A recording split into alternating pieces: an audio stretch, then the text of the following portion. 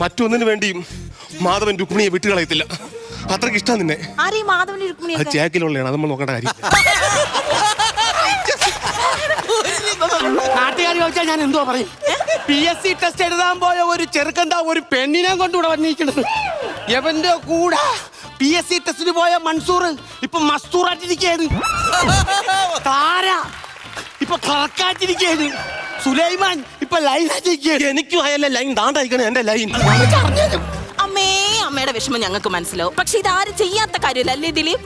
സ്വാഭാവികമാണ്. അമ്മയുടെ ഏക ഒരു പുത്രൻ സ്നേഹിച്ചു, ഒരു പെണ്ണിനെ വിളിച്ചിറക്കിക്കൊണ്ട് വന്നു. അമ്മയ്ക്ക് അക്സെപ്റ്റ് ചെയ്യാൻ ബുദ്ധിമുട്ടുണ്ട്. പക്ഷെ ഞങ്ങൾ പ്രായപൂർത്തിയായിട്ടുള്ള ആൾക്കാരാണ്. ഞങ്ങൾക്ക് ഞങ്ങളുടേതായിട്ടുള്ള അവകാശമുണ്ട്. അമ്മയെ തുള്ളുന്ന പോലുള്ള കാര്യങ്ങളൊന്നുമില്ല.